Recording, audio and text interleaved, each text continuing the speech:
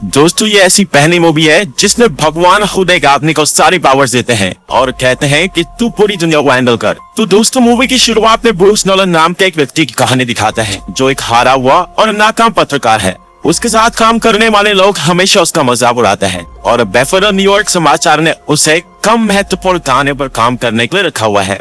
अब इस बार वो एक बेकरी की दुकान में होता है जहाँ काम करते हुए उसके सर पर से हेयरनेट निकलकर उसके माथे पर आ जाता है। ब्रूस ने नए काम के लिए बहुत से इंटरव्यू दिए हैं लेकिन लोग उसके साथ हमेशा अजीब तरीके से बिहेव करते हैं। और फिर एक इंटरव्यू में ब्रूस बफेलो में आज तक की सबसे बड़ी बिस्किट बनाने की बात करता है।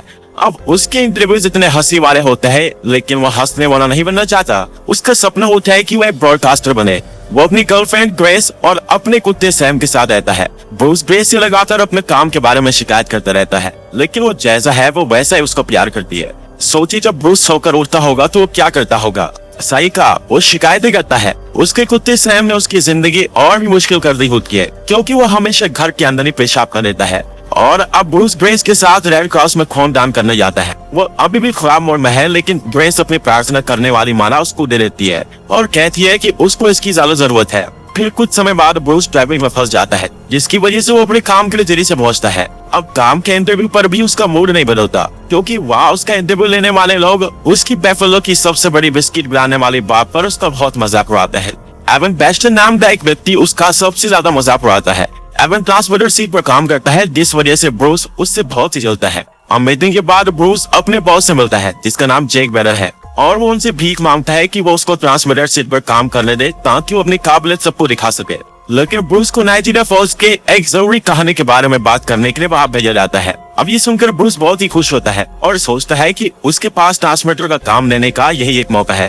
अब वीडियो बनाने वाले एक अच्छी जगह पर कैमरा सेट करता है। तभी एक लड़की ब्रूस को एक अजीब सी टोपी देती है लेकिन ब्रूस बिना कुछ सोची समझे उसको अपने सर पर पहन लेता है। लेकिन यहाँ पर ब्रूस को एक बूढ़ी औरत का इंटरव्यू देना होता है लेकिन बीच इंटरव्यू में ही एक बड़ी खबर की वजह से उसको रुकना पड़ता है क्योंकि सुसैन ऑर्टिजा नाम की एक महिला नए ब्रॉडकास्टर के नाम की घोषणा करती है। अब जिसको सुनने के लिए ब्रूस बहुत ही बेताब है और सोचता है कि वो उसका नाम बोलेगी लेकिन जब वो एवन का नाम सुनता है तो वो बुरी तरह से टूट जाता है और कैमरे के सामने ऐसा हो जाता है जैसे उसको कुछ आता ही नहीं है। और उसके बाद वो कैमरे पर ही एवन की बेइज्जती करना शुरू कर देता है यहाँ तक कि वो उस बूढ़ी औरत को भी बहुत ही बुरा कहता है और इससे सभी के सामने उसकी बहुत ही गंदी इमेज बन जाती है और उसके इस काम के लिए उसको नौकरी से भी निकाल दिया जाता है। उसके सारे सामान को सड़क पर फेंक दिया जाता है।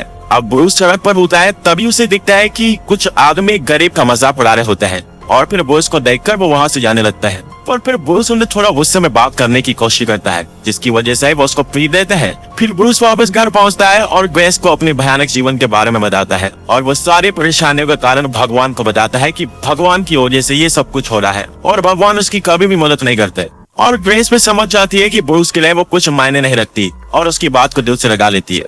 और फिर वो और ज्यादा गुस्सा हो जाता है और वहाँ से गाड़ी चलाकर निकल पड़ता है। फिर जब ब्रूस गाड़ी चला रहा होता है और भगवान से प्रार्थना कर रहा होता है कि भगवान अपने होने का उसको कोई संकेत तो दो, वो एक मानो लहराता है लेकिन वो भगवान को कोसता रहता है। फिर ब्रूस कार से बाहर निकलता है और भगवान को बुरा भला कहना जारी रखता है और वे मानव को जितनी दूर हो सके उतनी दूर फेंक देता है। अब उस पल में उसका पैर बचता है लेकिन उसको नहीं पता होता कि ये नंबर किसका है और वो उसका जवाब भी नहीं देता। फिर अगले दिन जब वो उठता है तो उसका पेजर फिर से बज रहा होता है जिसमें वही रात वाला नंबर होता है जिससे परेशान होकर ब्रूस गुस्से में अपने पेजर को सड़क पर फेंक देता है जहाँ वो एक चलती कार के नीचे आकर टूट जाता है और हमेशा की तरह उसका कुत्ता सैम घर में पेशाब कर देता है और ब्रूस उसको बाहर ले जा रहा होता है। उसी समय उसे फिर से पेजर की बदलने की आवाज सुनाई देती है लेकिन ये तो असंभव सा लगता है क्योंकि वो तो बुरी तरह से कुचल चुका था। फिर ब्रूस उस अनजान नंबर पर कॉल करता है जिसमें उसे एक रिकॉर्डिंग सुनाई देती है जो खास तौर पर ब्रूस के लिए बनाई गई है। वो ये जानने के लिए कि किसका नंबर है वो फोन से मिले पते पर गाड़ी चलाकर जाता है और बफेलो के माल गोदाम में पहुंच जाता है। फिर ब्रूस कार से निकलता है और गलती से बड़े गंदे गड्ढे में पैर देता है जिससे उसके कपड़े खराब हो जाते हैं। फिर वो भगवान का शुक्र अदा करता है और बिल्डिंग के अंदर जाता है और बिल्डिंग के अंदर जाकर उसे दिखता है कि बिल्डिंग बिल्कुल खाली है। तभी उसको एक अफ्रीकी अमेरिकी चौकीदार फर्श को साफ करते हुए दिखता है और चौकीदार उसे बताता है कि उसे 7वें माले के 7वें कमरे में जाना है। और जब वो सीढ़ियों के पास जा रहा होता है चौकीदार उससे पूछता है क्या वो उसकी सफाई करने में मदद करेगा और ब्रूस गुस्से में उसको जवाब देता है कि वो 7 दिन 7 बजे फ्री है। अब 7वीं मंजिल पर ब्रूस को एक बहुत ही बड़ा खाली कमरा मिलता है। तभी वहाँ जो आदमी नीचे था वो छत के चमकीले छेद से नीचे आता है और फिर चौकीदार अपने कपड़े उतारता है जिसके अंदर उसने बहुत ही अच्छा सिला हुआ सफेद सूट पहना होता है वो आदमी उसको बताता है कि वो भगवान है। वो कुछ समय से ब्रूस का वहाँ इंतजार कर रहे होते हैं। भगवान को ब्रूस के बारे में सब कुछ पता होता है कि उसने क्या कहा, क्या करा और आगे क्या करेगा। भगवान उसे एक फाइल रखने की अलमारी दिखाते हैं जिसमें आज तक जो कुछ भी ब्रूस के साथ हुआ होता है वो सब लिखा है, और ब्रूस की आखिरी फाइल शिकायतों से भरी होती है। ब्रूस अभी भी उलझन में होता है तो वो और भगवान एक गेम खेलते हैं जिसमें भगवान उसकी पीठ के पीछे कितने उंगलियां छुपी हुई है ये बता देते हैं। अब उसके बाद भगवान उसको बताते हैं कि उनके पास ब्रूस के लिए एक प्लान है।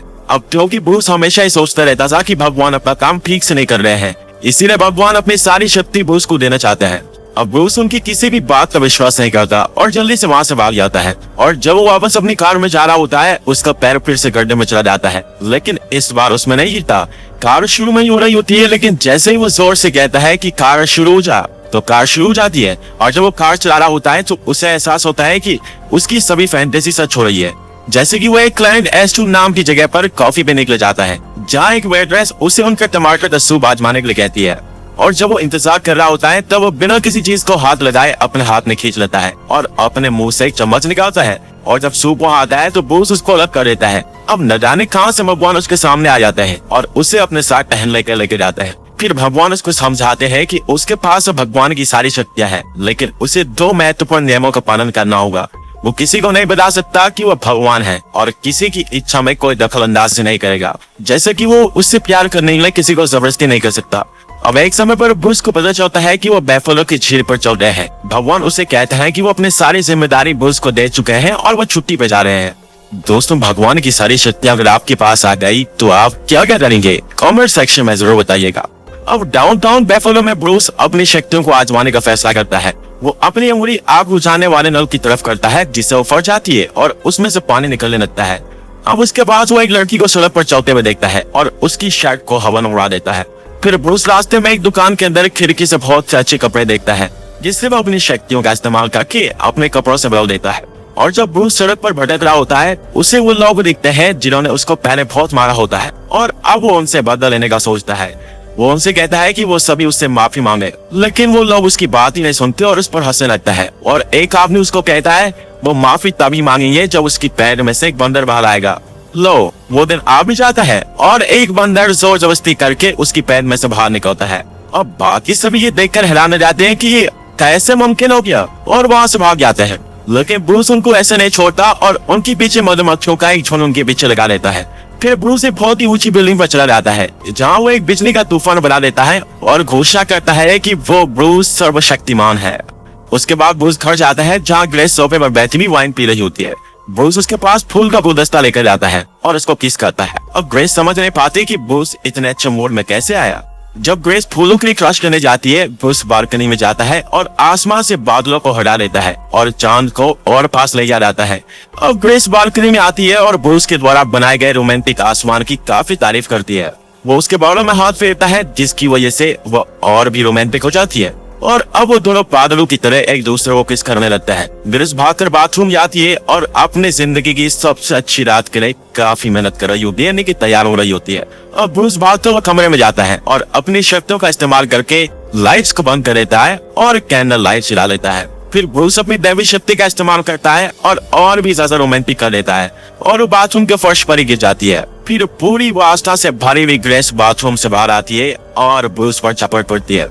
अब अगले सुबह जैसे ही ब्रूस उठता है उसके दिमाग में कुछ आवाजें सुनाई देती है, लेकिन वो उनको अनदेखा कर देता है। ब्रूस तैयार होता है और किचन में जाकर ग्रेस को किस करता है। अब नाश्ता करने के बाद ब्रूस अपनी नौकरी वापस लेने जाता है। वो अपनी पुरानी टूटी हुई कार में बैठता है और अपनी शक्तियों का इस्तेमाल करके खटारा कार को स्पोर्ट्स कार में बदल लेता है। ब्रूस एक क्राइम सीन पर पहुंचता है जहां उसे अपना प्रतिद्वंदी मिलता है जो उसे ताना मारता रहता है। फिर ब्रूस एक बच्चे का वीडियो कैमरा लेता है और बहुत समय से खोई जिमी हॉफा की लाश ढूंढने की योजना बनाता है और जादू से वो लाश मिल जाती है और ब्रूस को बहुत ही बड़ा इंटरव्यू होता है। फिर वो अपने प्रतिद्वंदियों की वैन में कुछ गैर कानूनी चीजें रख देता है जिसकी वजह से वो गिरफ्तार कर लिया जाता है और ब्रूस सभी को चुप कर देता है। फिर जब वो अपने काम पर वापस जाता है सब इसकी बहुत ही तारीफ करते हैं और अब ब्रूस को काम पर वापस रख लेता है। वो अभी भी छोटी कहानी को ही फिल्माता है, लेकिन उसकी शक्तियों की मदद से उन कहानी को बड़ा बना देता है। फिर एक इंटरव्यू के बीच में एक उल्का पेन को उनके पास गिरा देता है जिसकी वजह से उसकी काफी चर्चा बढ़ जाती है। फिर एक शाम जब एवन अपने ट्रांसमीटर की तैयारी कर रहा होता है तब ब्रूस अपनी शक्तियों का इस्तेमाल करके एवन को काबू कर लेता है और उससे गालियां और उल्टे शब्द कहवाता है। अब ब्रूस की जिंदगी बहुत ही अच्छी चल रही होती है। एक रात वो ग्रेस को रात के खाने के लिए बहुत ही अच्छे रेस्टोरेंट में लेकर जाता है। ब्रूस उससे उत्साह से बातें कर रहा होता है और वो बहुत ही रोमांटिक तरीके से अपने घुटनों के बल बैठता है और ग्रेस को लगता है कि वो उसके सामने शादी का प्रस्ताव रखेगा, लेकिन ब्रूस उससे कहता है कि उसे आखिरकार टीवी पर प्रसारण का काम मिल गया है। ग्रेस को कुछ समझ नहीं आता और वो बहुत ही निराश होती है क्योंकि उसे लगा था कि ब्रूस उसके सामने शादी का प्रस्ताव रखेगा। अब इस दौरान ब्रूस को फिर से आवाज सुनाई देती है जैसे कि उसके पीछे एक बहुत बड़ी भीड़ बात कर रही हो। अब ब्रूस रेस्टोरेंट में बैठे सभी लोगों को चुप रहने के लिए कहता है, लेकिन वो तो सिर्फ अकेला है और ये आवाजें उसके दिमाग में सुनाई दे रही है। और फिर थोड़ी देर बाद भगवान उसको उस रेस्टोरेंट से माउंट एवरेस्ट पर पहुंचा देते हैं और भगवान ब्रूस को बताते हैं कि इन 7 दिनों में ब्रूस ने किसी की भी मदद नहीं की और सिर्फ इन शब्दों का बुरा इस्तेमाल किया है।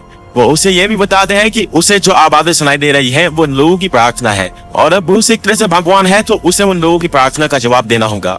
फिर ब्रूस इस काम के लिए कंप्यूटर का इस्तेमाल करता है जिससे वो हर व्यक्ति की प्रार्थना को उसमें देख सके। फिर वो अपने लिए कॉफी बनाता है और सभी की प्रार्थना को देखने की कोशिश करता है, लेकिन ये काम बिल्कुल काम नहीं करता क्योंकि प्रार्थना बहुत तेजी से आ रही होती है। और उसके बाद ब्रूस फिर एक बटन दबाता है और सभी की प्रार्थना का जवाब हाँ कर देता है। इसका मतलब एक तरह से ये होता है कि किसी भी व्यक्ति ने भगवान से जो कुछ भी मांगा हो वो सब पूरा हो जाएगा। और अब ब्रूस की तरक्की के लिए उसकी कंपनी में एक पार्टी रखी जाती है। ग्रेस घर पर ही होती है और पार्टी में आने से मना कर लेती है। ब्रूस उसे कॉल करता है और अपनी शक्तियों का इस्तेमाल करता है और टीवी पर एक रोमांटिक फिल्म लगा देता है और पार्टी में आने के उसको मना भी लेता है। लेकिन जब वो वहाँ पहुँचती है तो वो देखती है कि ब्रूस अपने साथ काम करने वाली एक लड़की को किस कर रहा है और ये देखकर ग्रेस का दिल टूट जाता है और वो ब्रूस के साथ अपना रिश्ता खत्म करना चाहती है। ब्रूस पार्टी में वापस जाता है और वहाँ जाकर आग लगाने की चेतावनी वाले बटन को दबा देता है जिसकी वजह से सब वहाँ से भाग जाता है। अब वो बहुत ही दुखी होता है क्योंकि ग्रेस तो इसको छोड़ दिया है और वो भगवान से पूछता है क्या वो कभी इसकी जिंदगी में वापस आ पाएगी। अब अगले दिन ब्रूस ग्रेस को मनाने के लिए अलग अलग तरीकों का इस्तेमाल करता है। जब वो वापस अपने घर जाती है तो वो अपने नाम का गाना टीवी पर लगा देता है, एयरप्लेन की मदद से उससे माफी मांगता है और भी बहुत से तरीकों का इस्तेमाल करता है, लेकिन कोई भी तरीका काम नहीं करता। इसके बाद ब्रूस खुद ग्रेस के पास जाता है और उससे बताता है कि वो उसको बहुत ही याद करता है, लेकिन ग्रेस चुप रहती है और बिना कुछ कहे वहाँ से जाने लगती है। और ब्रूस उससे प्यार करने के लिए अपनी शक्तियों का इस्तेमाल करता है, लेकिन दूसरे नियम की वजह से ऐसा नहीं हो पाता। अब उस दिन ब्रूस को A1 की डिगर ट्रांसफर के काम का पहला दिन होता है, लेकिन किसी गड़बड़ी की वजह से बिजली बार बार चली जाती है। अब क्योंकि उसने सभी लोगों की इच्छाओं को पूरा कर दिया होता है इसलिए बहुत से लोग लॉटरी जीत जाते हैं, इसीलिए सभी लोगों को सिर्फ $70 मिलता है और इस वजह से धन्य भी फैल जाता है। अब ब्रूस सब कुछ ठीक करने की कोशिश करता है और भगवान की जगह को अच्छे से निभाने का प्रयास करता है, लेकिन उसकी इन हरकतों की वजह से दुनिया पर बहुत ही कहर बरसना शुरू हो जाता है। वो समझ जाता है और इस स्थिति को ठीक करने की कोशिश करता है और अपने भगवान के काम को छोड़ना चाहता है। फिर ब्रूस भागता हुआ उसी बिल्डिंग में जाता है जहाँ भगवान उसको पहली बार मिले होते हैं और उसे दिखता है कि भगवान फर्श को साफ कर रहे होते हैं। अब संजोग से 7 ही बज रहा होता है और 7वां दिन भी होता है। फिर भगवान उसके हाथ में झाड़ू देते हैं और उससे मदद मांगते हैं और साथ मिलकर दोनों फर्श को साफ कर देते हैं। और ब्रूस को आखिरकार समझ आ जाता है कि उसने जो गंदगी फैलाई है उसको कैसे समेटना है। और फिर ब्रूस जब घर पहुंचता है तो उसे समझ आ जाता है कि वो अपनी शक्तियों का इस्तेमाल लोगों की मदद करने में कैसे करे। वो अपने कुत्ते को घर के बाहर सब्र से और आसानी से पेशाब करना सिखाता है। ब्रूस A1 के ऑफिस में जाता है और वो टीवी ट्रांसमीटर के काम उसको सौंप देता है। फिर वो अपने बॉस के पास जाता है और उनसे कहता है कि वो पहले की तरह छोटे इंटरव्यू लेने के लिए तैयार है। और ग्रेस ने जो फोटो एल्बम बनाना शुरू किया होता है वो उसको पूरा कर देता है। और जब ग्रेस की बहन उसका सामान लेने के लिए ब्रूस के घर आती है तो पहले तो वो गुस्सा दिखाती है, लेकिन जब उसे पता लगता है कि ब्रूस ने एल्बम पूरी कर ली है तब वो उस पर दया दिखाती है और उसको बताती है कि ग्रेस हमेशा उसकी भलाई के लिए भगवान से प्रार्थना मांगती रहती है। और फिर ब्रूस कंप्यूटर में ग्रेस की प्रार्थना को देखता है और उसकी सारी प्रार्थना ब्रूस के लिए होती है। और जब वो उन्हें पढ़ रहा होता है तो एक नई प्रार्थना उसमें आती है जिसमें लिखा होता है कि वो ब्रूस को भूलना चाहती है क्योंकि वो ब्रूस से प्यार करती है। फिर ब्रूस ग्रेस की खिड़की के बाहर जाता है और उसे रोते हुए देखता है। वो उसे रोता हुआ देख बहुत ही बुरा महसूस करता है। अब ब्रूस दुखी होकर सड़क पर घूमना शुरू कर देता है। वो सड़क पर घुटनों के बल बैठकर प्रार्थना करने लगता है और तभी उसके सामने एक बहुत ही तेज लाइट आती है। उसे लगता है कि वो भगवान है, लेकिन उसकी तरफ एक ट्रक आता है जो उसको टक्कर मार देता है। अब अचानक ब्रूस खुद को बाथरूम में पाता है जहाँ भगवान उसके सामने होते हैं। भगवान ब्रूस को बताता है कि उसके पास लोगों के चेहरे पर खुशी लाने की शक्ति है और वो उसको बताते हैं कि प्रार्थना कैसे करनी चाहिए। फिर भगवान ब्रूस की छाती पर उंगली लगाते हैं और वो बहुत सी चमत्कारी रोशनी के बीच से उठता है जहाँ डॉक्टर उसको जिंदा करने की कोशिश कर रहे होते हैं। अब अगले दिन ब्रूस हॉस्पिटल के बेड पर होता है जहाँ उसे दिखता है कि उसे AB पॉजिटिव खून चला जा रहा है और ग्रेस का खून भी AB पॉजिटिव होता है। तभी ग्रेस वहाँ आती है और उसे वापस अपना लेती है। और भी कुछ समय बाद ब्रूस वापस बेकरी की दुकान पर जाता है जहाँ एक बड़ा सा बिस्किट बना होता है। अब लाइव टीवी पर ब्रूस घोषणा करता है कि वो ग्रे से शादी करने वाला है और फिर वो साथ साथ अपनी जिंदगी बताते हैं और इसी तरह खुशी खुशी रहते हैं। और दोस्तों यहाँ पर ये मूवी खत्म होती है। दोस्तों अगर आपको ये स्टोरी अच्छी लगी है तो वीडियो को एक लाइक और चैनल को सब्सक्राइब अभी कर दे। And finally thanks for watching.